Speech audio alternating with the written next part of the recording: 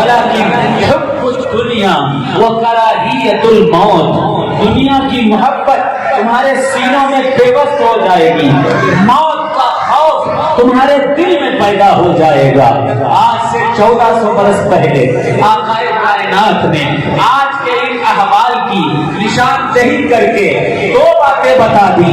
पहली बात ये कि तमाम लोगों को मुत्तहिद रहना है, तमाम लोगों को उसके रास्ते पर चलना है, और दूसरी बात ये कि मेरा नबी इल्मे गैब भी जानता था। ये दोनों बातें सरकार ने बता दी। आज अगर सबसे ज्यादा पसमानदा कोई कौम है पूरी दुनिया में तो वो कौम मुस्लिम है।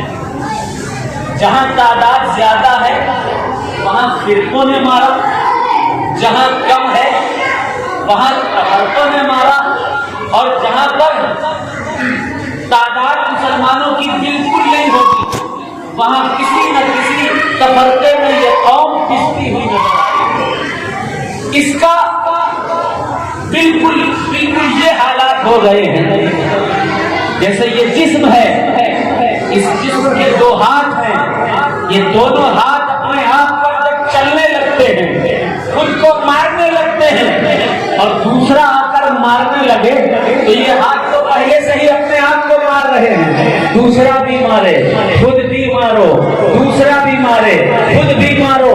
आज ये कौम अलग अलग फिरकों और जमातों में अलग अलग तरीकों से बट करके अलग अलग सिलसिलों में, अलग अलग पीरों में, अलग अलग फिरकों में और अलग अलग मदारिस के झंझट, अलग अलग मसाजिद के इख्तिलाफ, अलग अलग खानकाहों के इख्तिलाफ। ये कौम को रसूल ने एक बनाई थी, ये कौम को रसूल ने मुत्तहिद बनाई थी। आप देखिए इस्लाम में कोई बिरादरी नहीं थी, सिर्फ दो बिरादरियां थी। एक का नाम था अंसार, दूसरों का नाम था मुहाजिरीन। अंसार वो थे जो मदीने में रहा करते थे, अंसार ये लफ्ज़े नस्र से है, मददगार, और मुहाजिर वो थे जो हिजरत करके मेरे आका के साथ साथ तैयबा पहुंचे थे, मदीने पहुंचे थे। तारीख बताती है कि जब पहुंचे मदीने हिजरत करके मुसलमान, तो दूसरे मुसलमानों ने इस्तकबाल ऐसा किया कि जिसके पास दो घर थे एक घर दे दिया, जिसके पास बर्तन ज्यादा थे कुछ बर्तन अपने मुहाजिर भाई को दे दिए। अगर दो बीवियां निकाह में हैं एक को तलाक दे दिया और मुहाजिर भाई के साथ निकाह कराया ताकि घर के कामकाज और दूसरी जरूरियात भी उनसे पूरी होती रही। सिर्फ दो बिरादरियां अंसार और मुहाजिर, न कोई बिरादरी थी, न कोई फिरका था, न कोई जमात थी। लेकिन आज के इस खिताब में मैं आपको बताऊंगा कि इस्लाम का सबसे पहला फिरका कब बना और कैसे बना, वो वजूद में कैसे आया। कसम खुदा की याद रखिए ये जिम्मेदार स्टेज है, उलमा बैठे हैं, मशाइख बैठे हैं, इनके सामने बड़ी जिम्मेदारी से मैं मंदसौर की आवाम को ये मैसेज देना चाहता हूँ। इस्लाम में तब तक कोई तफरका नहीं पड़ा, लेकिन इस्लाम में जब से शख्सियत परस्ती दाखिल हो गई तब से इस्लाम में फिरके पैदा होने लगे। जब इंसान अनानियत में चूर होने लगे तब इस्लाम में फिरके पैदा होने लगे।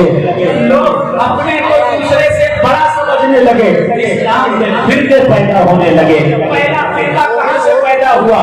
तारीख के हवाले से देखिए, तारीख की जितनी किताबें हैं आप उठाइए, देखिए, गौर से समझिएगा। सबसे पहला फिरका कब बना? हज़रत अबू बकर सिद्दीक के जमाने में एक शख्स था, मुनाफिक था, नाम था अब्दुल्ला बिन सबा। अब्दुल्ला बिन सबा जैसे ही हजरत सिद्दीक अकबर मसनदे खिलाफत पर बैठते हैं, अब्दुल्ला बिन सबा पहुंचता है और मौला अली से कहता है, अरे अली तैयार हो जाइए, अगर आप कहें तो इस शख्स को सिद्दीक अकबर को अभी मसनदे खिलाफत से उतार दिया जाए। साथ में एक शख्स और पहुंचा, नाम नहीं लेना चाहता, पहुंचने के बाद कहने लगा, अली इजाजत दे दो, हमारे साथ में जितने भी लड़ाके हैं वो आपके लिए जान देने के लिए तैयार हैं। मौला अली ने अब्दुल्ला बिन सबा को और जमात को देखा, देखने के बाद कहा कि तुम्हारे अंदर से अभी मुनाफिकत गई नहीं है? अरे अली जब तक जिंदा रहेगा सिद्दीक अकबर के साथ रहेगा। उमर फारूक آپ کے ساتھ رہے گا، عثمان غنی کے ساتھ رہے گا۔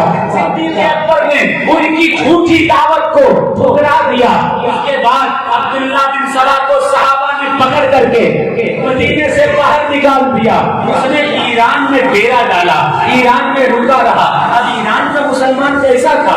جیسے آج کل کا مسلمان، کوئی بھی داڑھی ٹوپی والا آیا، اس نے جو چاہی پٹی پڑھائی، اس نے سوچا کہ یہ تو داڑھی ٹوپی والے ہیں، چلو ان کی بات مان لی جاتی ہے۔ اسی طرح ایران کے وہ 9 مسلم تھے، ایک خالی گھڑے کے مثال تھے، اس میں چاہے کوئی شراب ڈال دے، چاہے کوئی پانی ڈال دے، چاہے جو چاہے ڈال دے۔ یہ حالات ایران کے مسلمانوں کے تھے، 9 مسلم تھے، حالات ایسے ہوئے۔ اس نے ان کو پڑھانا شروع کیا۔ یہ مسجد خلافت کے لائق مولا علی تھے، لیکن صدیق اکبر نے قبضہ کر لیا، عثمان غنی، عمر فاروق نے قبضہ کر لیا۔ یہ ساری باتیں چڑھا چڑھا کر کے مسلمانوں نے تفرقہ پیدا کرنا شروع کیا۔ تاریخ بتاتی ہے کہ عبداللہ بن سبا نے حضرت عثمان کے دور تک اپنی ایک مضبوط فوج تیار کر لی تھی۔ حج کا موسم آیا، حج کے موسم میں لوگ حج کرنے جایا ہی کرتے ہیں، وہ بھی اپنی جماعت لے کر کے پہنچا۔ پہنچنے کے بعد حج کے ختم ہوا جب وقت، تو حضرت عثمان غنی کے قلعے کی گھیرا بندی کر دی۔ اب سنیے گا، حضرت عثمان غنی وہ بنو ہاشم میں سے نہیں تھے، بلکہ بنو امیہ میں سے تھے۔ حضرت عثمان غنی کو جب محصول کیا گیا قلعے میں، ان کو جب پکڑنے کی کوشش کی گئی اور قتل کرنے کی تیاری جب کی گئی حضرت عثمان غنی کی، تو بنو امیہ میں سے کوئی شخص ان کو بچانے کے لیے نہیں آیا، نہ ان کے خاندان والوں میں سے، نہ ان کے رشتہ داروں میں سے، نہ ان کے عزت و اقارب میں سے، نہ ہی ان کی قوم میں سے۔ لیکن بنو ہاشم کے 3 نوجوان نکلے، ہاتھوں میں تلواریں ہیں، عثمان غنی کے پاس پہنچے۔ اے عثمان، مجھے اجازت دے دو، ایک سوائی کی گردن الگ دکھائی پڑے گی، ہر الگ دکھائی پڑے گا، بس آپ کے اجازت کی دیر ہے۔ تو حضرت عثمان فرماتے ہیں کہ نہیں، میں آج جب سویا تو میں نے دیکھا کہ مصطفیٰ جان رحمت صلی اللہ علیہ وسلم تو آپ نے تشریف لائے اور کہہ رہے ہیں کہ اے عثمان غنی، اگر تم چاہو تو میں ان لوگوں پر تمہاری مدد کر دوں، اور جیسے بدر میں فرشتوں کی فوج نے اسلامی فوج کی مدد کی تھی، ویسے ہی تمہاری مدد بھی کر دی جائے اور ان پر تمہیں غالب کر دیا جائے۔ اور اگر تم چاہو اے عثمان تو میرے ساتھ حوض کوثر پر افطار کرو۔ پھر حضرت عثمان فرماتے ہیں کہ میں نے کہا یا رسول اللہ صلی اللہ علیہ وسلم، میں آپ کی جدائی میں تڑپ رہا ہوں، میں آپ کی جدائی میں پریشان ہوں، مجھے زندگی نہیں چاہیے، ہمیں وہ موت چاہیے جو موت میرے رسول سے مجھے ملا دے۔ اللہ اللہ اللہ۔ پھر حضرت عثمان غنی فرماتے ہیں اور سنیے، ایک بار غار ہرا میں کوہ ہرا پر ہم کھڑے تھے، ہمارے ساتھ صدیق اکبر تھے اور رسول اللہ صلی اللہ علیہ وسلم تھے، تو کوہ ہرا ہلنے لگا، کوہ ہرا ہلنے لگا۔ محمد مصطفیٰ صلی اللہ علیہ وسلم نے کوہ ہرا پر ٹھوکر مار کے کہا کہ اے کوہ ہرا ٹھہر جا، کیونکہ تیری پشت پر ایک صدیق ہے، ایک نبی ہے اور ایک شہید ہے۔ مجھے رسول نے شہید کہا تھا، میری شہادت کا وقت آ گیا ہے، آپ کو بیچ میں آنے کی کوئی ضرورت نہیں ہے۔ پتا ہے وہ 3 ہاشمی کون تھے جو عثمان کی ایک بنو امیہ کے ایک شخص کی مدد کے لیے گئے تھے؟ وہ کون تھے؟ ایک کا نام علی تھا، دوسرے کا نام حسین تھا، تیسرے کا نام حضرت امام حسن علیہ السلام۔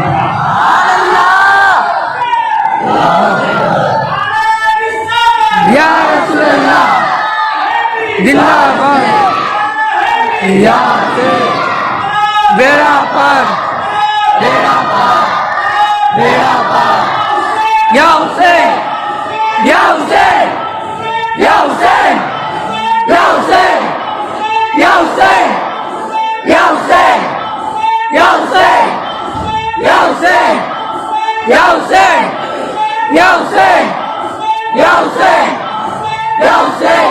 اب سنیے غور توجہ کیجیے. تینوں لوگ قلعے سے باہر نکلے.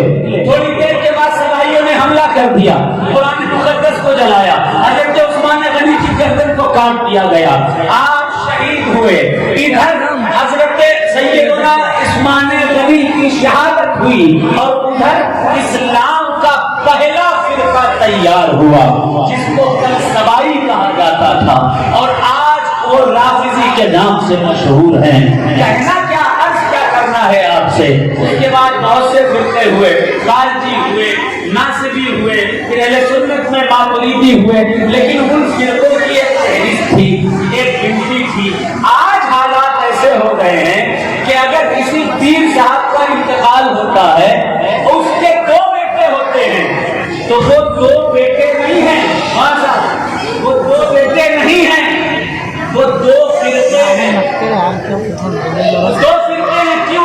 کیونکہ 50 مرید اس کے ساتھ ہو جائیں گے, 50 دوسرے کے ساتھ ہو جائیں گے, اور اس کے بعد نیا اختلاف قوم میں پیدا ہو گیا ہوگا. سوچئے, برادری کے اختلاف پہلے سے, سلاسل کے اختلاف پہلے سے, جماعتوں کے اختلاف پہلے سے, فقہی اختلاف اس کے پہلے